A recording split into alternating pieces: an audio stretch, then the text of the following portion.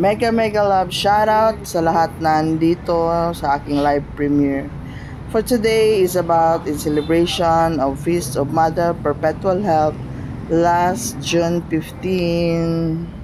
Thank you for staying until end. Morning.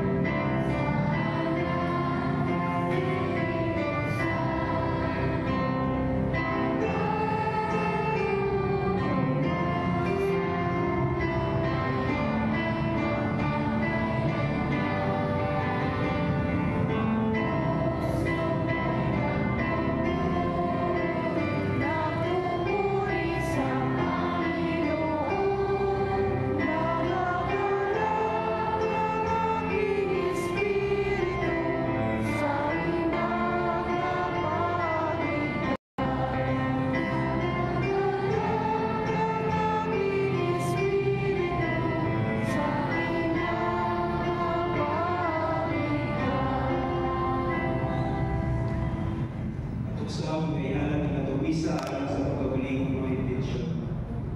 At masalamatan ng Diyos sa grasya sa mga papa na nakaroon diri. Greetings, ikang simbahan. Happy Father's Day ninyo. Gawas niya ng tulong, napagitay lagi ka sa ulugan.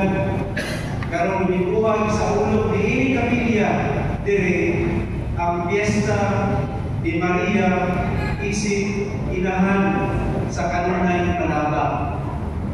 Usa ko dinidagan kayo mga saulugan sa piyesta, ini nga tuang Domingo karon. Murabaw, ibuko ang Ginoo kanato karon dili mapabiliyakap o daghan kaayo mga panalangin na dili nato ma-contain sa atong kasing-kasing, dili nato masulod sa atong kinabuhi. Muraw nabuslot ang langit karon o bibuhagay ang daghan kayong grasya dinhi mo katiliban. Mao nga swerte mo na dili mo nakasimba. Yatungod kay daghan mo kayo kagpista, mao na nga nag-andam po mi o pagkaon, ay nag-andam mo o pagkaon, pagkatag sagrada, swerte mo kay makakaon po mo. Dili lang mga makasaulog, pero makakaon. Nakakon yan lang puro baboy. Araw na nahay mga arthritis, hindi nakakaon. Kasi, pero gawas niya naman, kung sa inupat ka mga kasaulugan, ang atong mabalon na mensahe, dili mabalon ng kadaon. Mabalon na mensahe, Pista sa Trinidad, Father's Day, BEC Sunday, o pista sa inahan sa kanunay panaba. Kung natay mabalon, kumanin ng kumisa, atong balikan si Maria, ang inahan sa kanunay panaba. O ang atong balungon, hindi kumanin ng kumisa, na atong mapaambit sa uban, kumanta makadapat sa grasya sa Diyos, mao ang atong pagtapang. Nakakadini, dili ka karundawat sa panalangin. Apan nakakaroon din ni aron gawas kita ng mutapang nanto sa ulan. Abi ninyo, kada isa ka nato dili kumpleto. Tungkol kay tao naman kita na atay kabulamon, na atay kabuyamon. Ubusa ang kada isa ka nato na ginahanglan o tama. Walay tao o walay kaginahanglan o tama gikan sa uban. Tungkol kay dayon na kakulamon nato, na dili nato kaya masulbaron ng gitara. Naginahanglan kita kung panabang gikan sa atong kaigsuunan. Siguro, naikulang mo nato diri ang uban at kulang sa kwarta, kalisod, dili magkapaiskwila sa mga anak, dili magkabayad sa utang, dili magkapalit o pagkakon, naglisod, nang ginahanglan siya ng tama.